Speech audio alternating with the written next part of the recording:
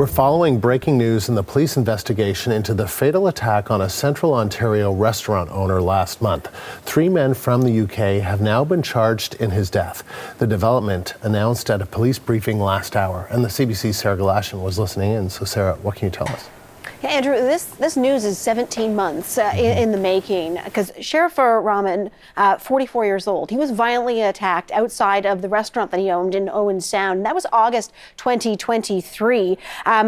Eyewitnesses have told CBC that he had followed 3 men outside of that restaurant, allegedly because they had not paid, and that resulted in a violent attack. He succumbed to those injuries, which is why police say that as of July 29th, 2024, 24-year-old Robert Evans is now charged with manslaughter, and 47-year-old Robert Busby Evans charged with accessory after the fact to commit an indictable offense. And facing that same charge as of October 29th, 2024, Barry Evans, 54 years old. And as you said off the top there, they are all 3 of them UK residents, and that is currently where they are being held. Now, out of concern for possibly compromising the extradition process, that's what we were told at this press conference, police will only say that these 3 men left Canada shortly after this attack occurred, that Sherifer Rahman, as he was attacked, he was in hospital, he succumbed to those injuries.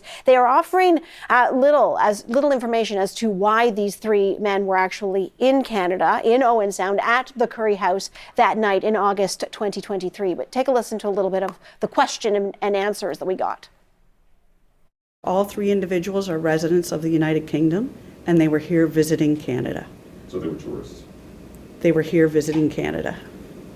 Do you know why they were visiting Canada? Again, I can't speak to information that may negatively impact the extradition process. Now, there are still lots of questions, and one of them being why, given the fact that these arrests and charges were laid in months ago, and in some cases many months ago, why are we only now learning the identities of these 3 men who are facing these charges? And the reason we're given by the OPP is that justices of the peace, they say, placed a sealing order on the information, that only now has that sealing order been lifted. And so they're only now, months after the arrests and charges were made over in the UK, are they now at liberty to be able to share the information. Andrew? And what's been the reaction so far? Well, from Owen Sound Police, the police chief there said that he is proud of the police work that was done locally, and in particular the coordination that had to be done with many levels of police organizations, both within Ontario and then internationally as well. At the time of Sherifer Rahman's death, back in the summer of August 2023, he noted that was the 3rd homicide in what is a relatively small community, Owen Sound.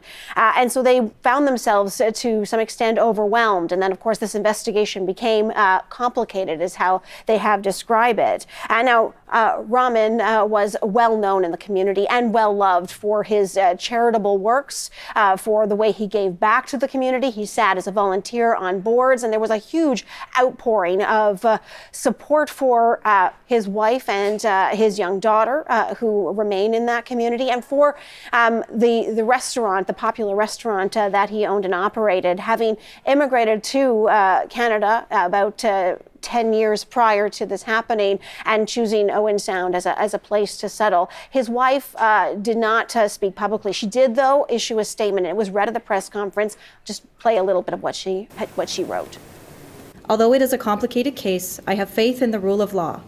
I have been waiting patiently since August 17th, 2023, and I believe justice will be served for my husband. In addition, I am thankful to the community for the support we have received.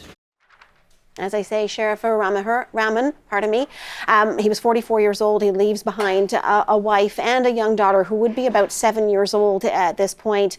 And Andrew, that restaurant, the Curry House, I just checked, and there is huge support for it online, and it is still in operation. Sarah, thank you. The CBC's Sarah Galashan.